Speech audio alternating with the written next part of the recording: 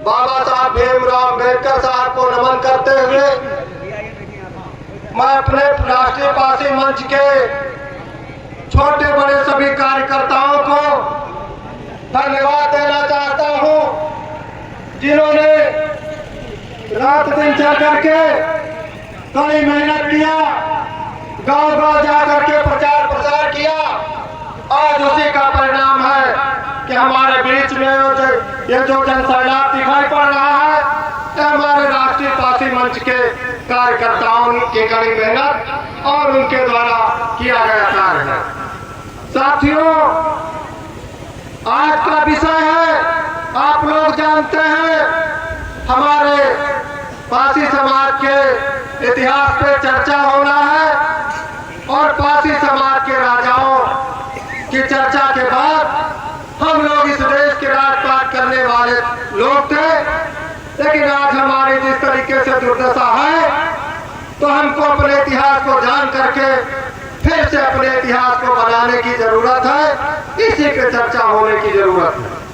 साथियों, मैं सबसे पहले बताना चाहता हूं कि हम लोग अम्बेडकरवादी हैं, हम लोग बुद्धवादी हैं। महात्मा बुद्ध जी ने कहा था कि जातियां पेड़ पौधों में होती हैं, जातियां जानवरों में होती हैं। इसको हम लोग अच्छी तरीके से जानते हैं कि अगर हम पेड़ों को देखें तो हम अच्छी तरीके से आम को अलग, नीम को अलग, कटहल को अलग इस तरीके से पहचान सकते हैं। साथियों, जातियां जानवरों में भी होती हैं, घोड़ा, गधा, खच्चर, बैल, इनको हम देख करके पहचान सकते हैं, लेकिन मानव में जातियां नहीं होती हैं, इसको हम लोग भली भांति जानते हैं। आज मानव समाज के लोगों को एक जगह इकट्ठा कर दिया जाए तो कोई भी इतना बड़ा विद्वान नहीं है कि वो पासी, चमार, धोबी, कोरी, अहिर, गड़रिया, कुम्हार, कहार के आधार पर हमको आपको पहचान सके। बाबा साहब के परिकल्पना थे। बाबा साहब अम्बेडकर ने भारत के संविधान के अनुच्छेद 15 में भी लिखा था कि भारत देश के अंदर अनुच्छेद 15 में उल्लेख है कि भारत देश के किसी भी नागरिक के साथ जात, धर्म और लिंग के आधार पर कोई भेदभाव नहीं किया जाएगा। साथियों, ये बात हम क्यों कह रहे हैं? आजादी के बाद जो ये परिकल्पना हमारे महापुरुषों ने किया था, जो परिकल्पना हमारे अम्बेडकर साहब ने किया था कि जातियां खत्म हो जाएंगी भारत में संविधान लागू होने के बाद, लेकिन साथियों, ये विडंबना है कि आजादी के 75 साल, 80 साल बीत गए। मैं पूछता हूं, क्या जातियां खत्म हुई?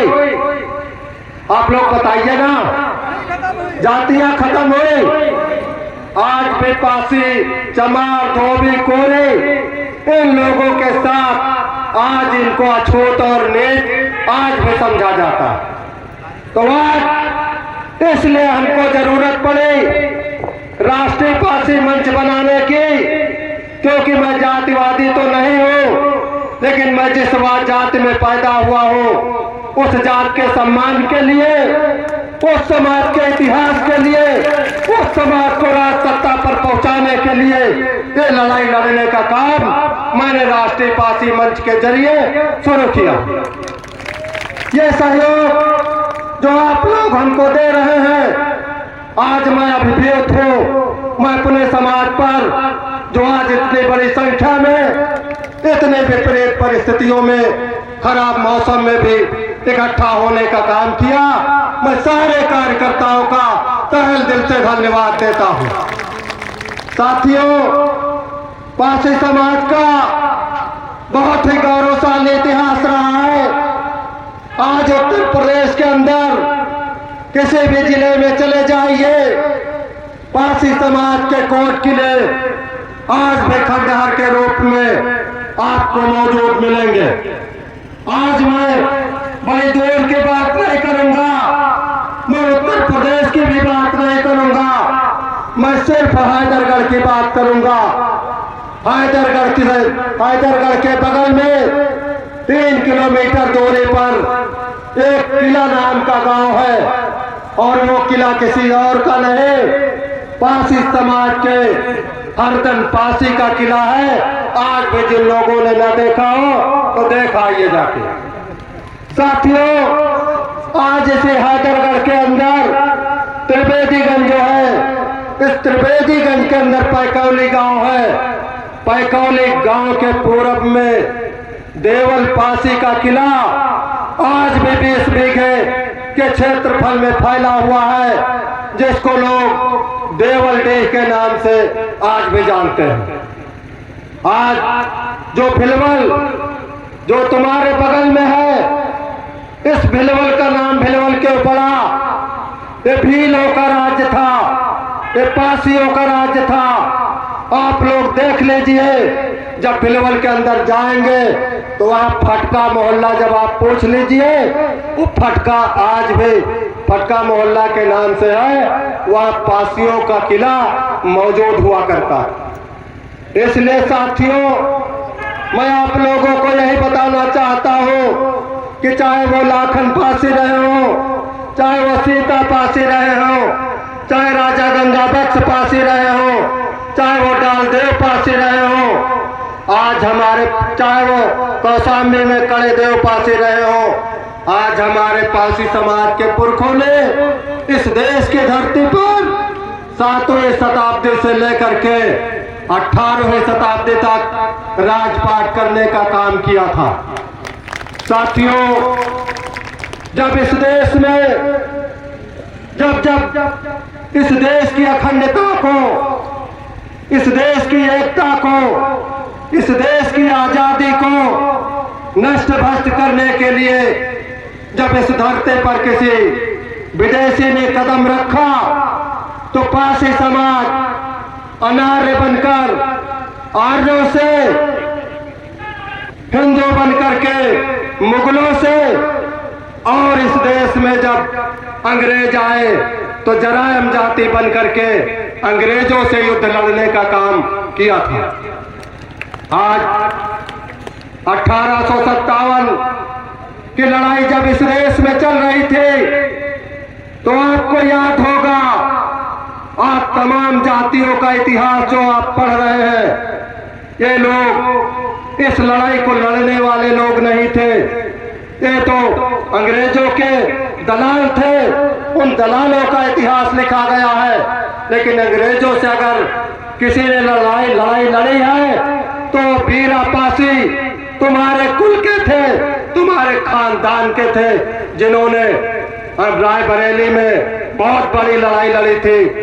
आप देख लीजिए जाकर के, रायबरेली के कलेक्ट्रेट के बगल में वीरा पासी का किला, और वो वीरा पासी का एक जो है भव्य द्वार बनाया गया। हमारे पासी समाज की वीरांगना उदा देवी पासी थे। सिकंदर बाग लखनऊ में आप चले जाइए, सिकंदर बाग में उनकी आदमकद मूर्ति लगी हुई है। वो 1857 की लड़ाई में उन्होंने देश की आजादी को दिलाने के लिए 36 अंग्रेजों को मौत के घाट उतारने का काम किया था। साथियों, चिनाहट का मैदान जब फैजाबाद से अंग्रेजों की एक बहुत बड़ी सेना लखनऊ पर हमला करने आ रही थी, तो चिनाहट के मैदान में पासी समाज के जुझारू साथी मक्का पासी ने 200-250 पासियों को ले जा करके चिनाहट के मैदान में उनसे लड़ने का काम किया। साथियों, लेकिन मैं आपको बताना चाहता हूं कि जिस पासी समाज ने लंबे समय तक इस देश में राजपाट करने का काम किया, जिस पासी समाज ने